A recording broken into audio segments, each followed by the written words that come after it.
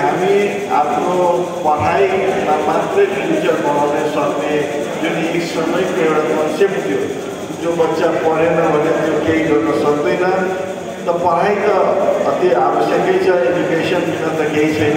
तथापि यदि उसले पढाइमा धेरै हासिल गर्न नसके पनि उसको शरीरमा हुनर र उसले मेहनत जुनसुकै खेलमा गर्यो भने त्यो खेलको माध्यमबाट चाहिँ इन्टरनेसनल हिरो बन्न सकिन्छ भनेर जो विभिन्न खेलका लागेका भाइ बहिनीहरूबाट चाहिँ त्यो वर्ल्डकै बादमा चाहिँ यो खेलाडीहरूको जो के प्रतिष्ठा छ, के मर्यादा छ, त्यो हामी सबैको बिचमै छ। त्यसकारण चाहिँ म त्यही आग्रह गर्न चाहन्छु कि हाम्रा युवा साथीहरू खेलको माध्यमबाट देशको आइकन बनोस् र जुन अहिले आइपिएल घरमा बसेर अथवा ड्रग्समा लागेर आफ्नो भविष्यलाई खतम पारिराख्नु छ, त्यसमा नलागिकन राष्ट्रिय निर्माणमा खेलकुदको पनि ठुलो योगदान राख्छ।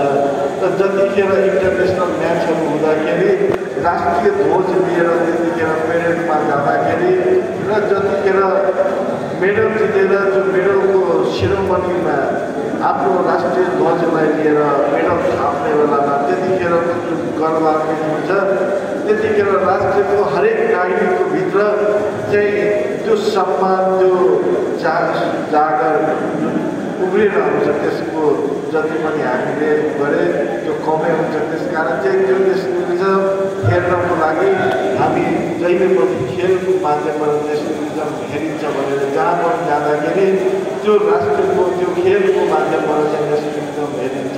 त्यसकारण चाहिँ हामी जहिले पनि खेलकुदलाई अग्रपङ्क्तिमा राखेर यसलाई अगाडि बढाउनुपर्छ र हाम्रो युवा साथीहरूलाई यसमा इन्गेज गराउनुपर्छ। त्यस्तै यसपालि हाम्रो मध्य प्रदेशमा अब विभिन्न खेलहरूका प्रतियोगिताका साथसाथ विगतमा पनि थियो र अहिले नयाँ बजेटमा पनि छ र खास गरी यसमा चाहिँ अझै मन्त्रीजीले विशेष डिस्क्राइब गर्नु होला, उहाँहरूले गर्ने नै हुनुहुन्छ। किनभने